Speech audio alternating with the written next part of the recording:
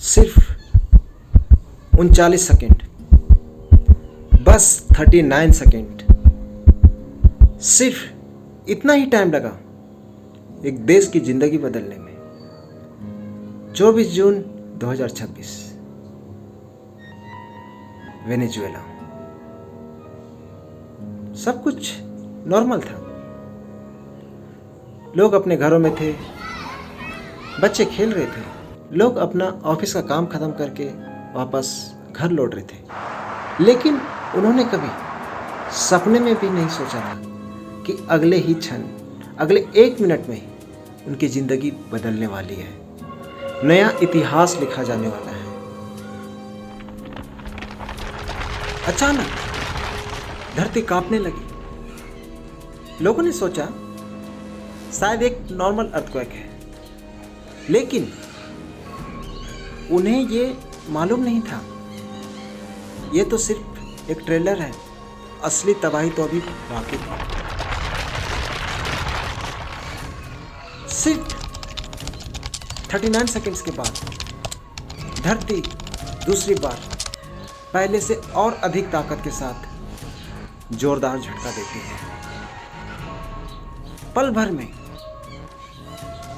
कई इमारतें डैमेज हो गई, सड़कों पर दरारें पड़ गई, कम्युनिकेशन लाइन्स ठप हो पड़ गए और लोग मलबों के बीच पागलों की तरह भाग रहे थे, इस उम्मीद में कि शायद उनके अपने, उनके परिवार सुरक्षित, शायद बच गए।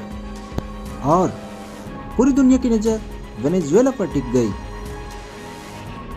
लेकिन सबसे बड़ा सवाल, दो इतने बड़े भूकंप सिर्फ 39 सेकंड के अंतर में आखिर कैसे आए?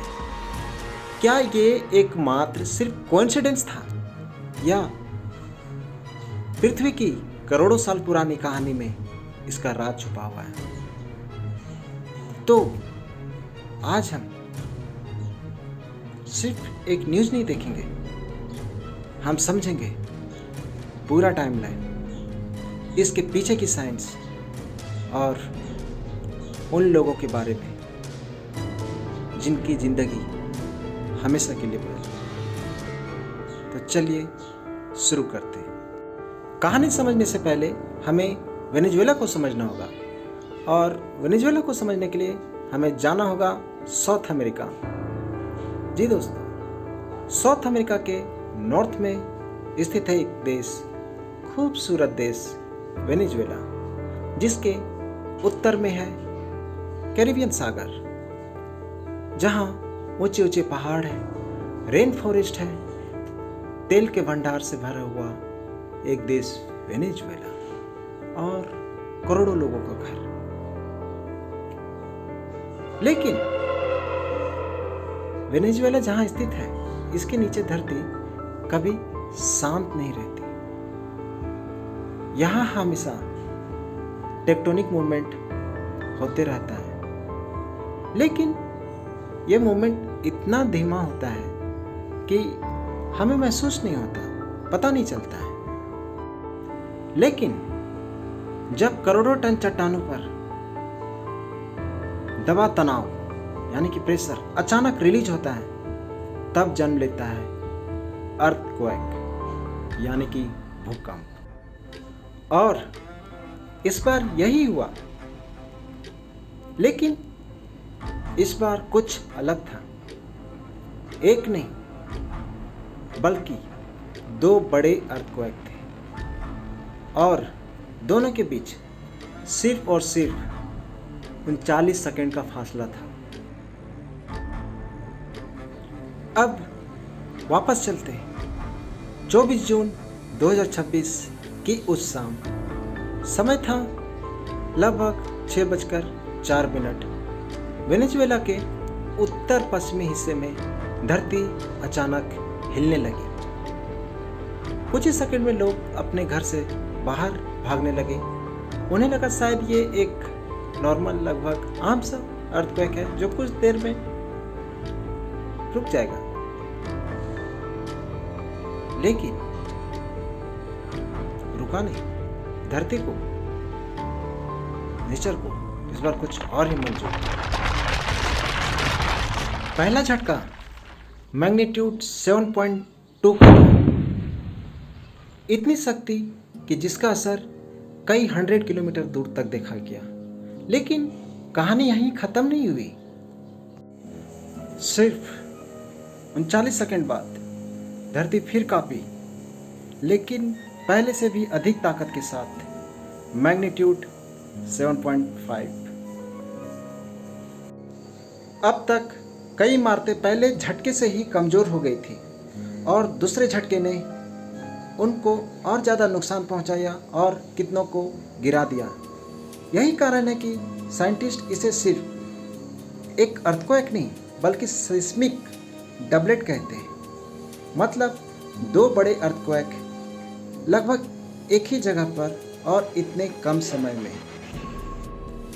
इन झटकों का केंद्र वेनेजुएला के याराक्विज क्षेत्र में था, लेकिन इसका असर वेनेजुएला के कैपिटल कैराकस समेत अन्य इलाकों में भी देखा गया।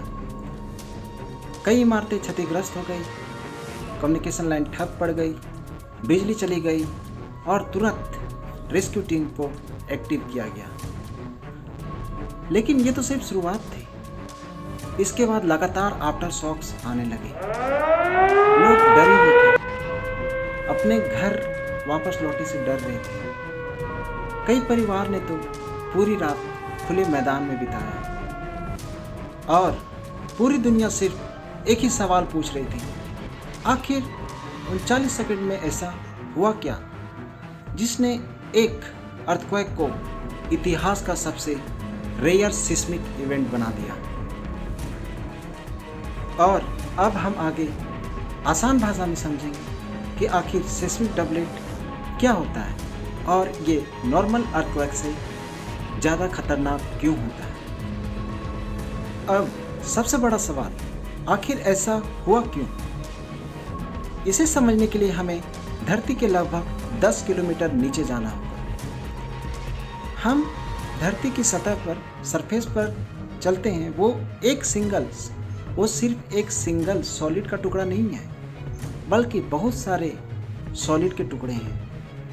यानी अर्थ बहुत सारे टुकड़ों से बना हुआ है, जिसे प्लेट्स, और अच्छी तरह से बोले तो ये टेक्टोनिक प्लेट्स कहते हैं। इमेजिन कीजिए कि जैसे एक टूटे हुए अंडे के छिलके के कई बड़े टुकड़े, ठीक उसी तरह हमारी अर्थ का सरफेस भी बहुत सारे बड़े बड़े प्लेट्स से बना हुआ है, जिन्हें टेक्टोनिक प्लेट्स कहते हैं।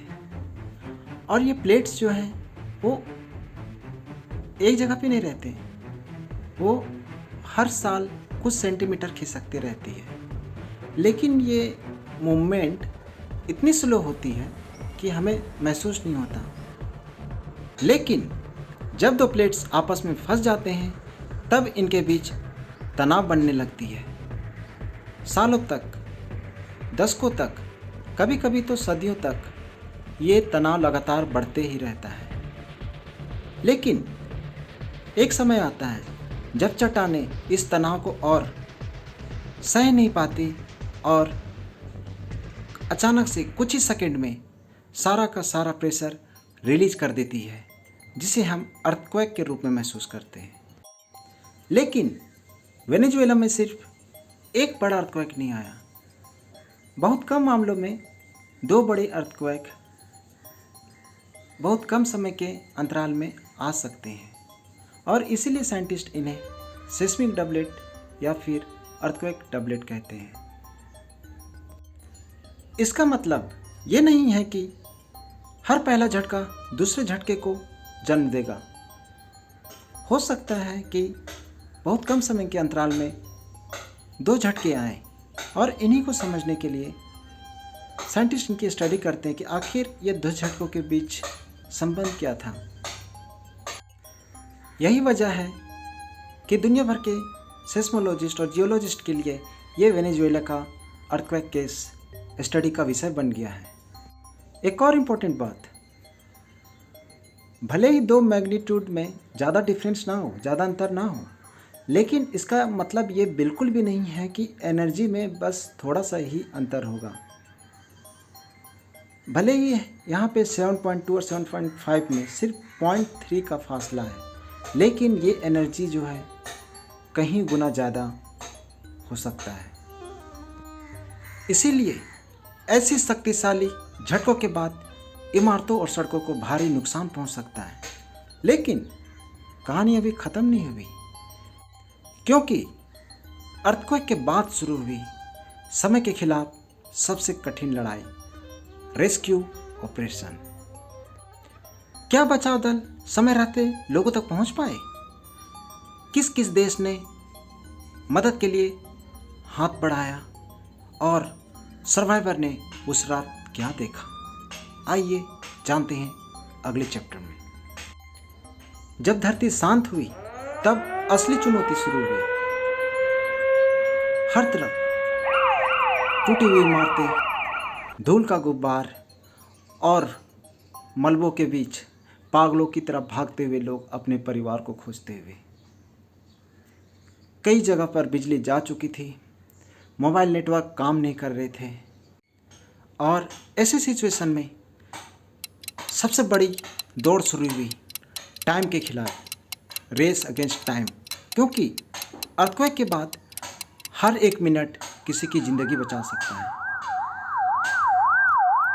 रेस्क्यू टीम तुरंत अफेक्टेड एरिया में पहुंची, लोगों को हॉस्पिटल पहुंचाया गया, और जहां सड़कें डैमेज थी वहां हेवी मशीन और लोकल लोगों की मदद से रास्ते साफ किए गए और लोगों को बचाया गया।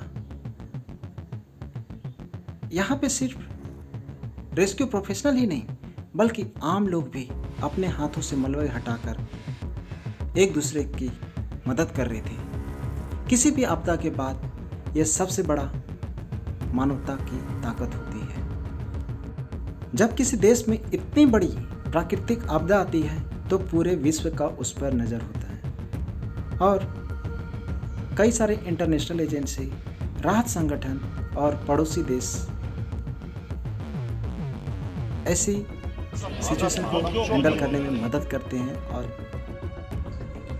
इस भीषण आपदा के बाद दुनिया ने वेनेजुएला को अकेला नहीं छोड़ा, बल्कि इंडिया, अमेरिका, ब्राज़ील और दुनिया के कई सारे देश ने वेनेजुएला की बढ़ चढ़ के मदद की और राहत के सामान पहुंचाए। यह प्राकृतिक आपदा बताती है कि जब कोई आपदा आती है तो मानवता की कोई सीमा नहीं होती।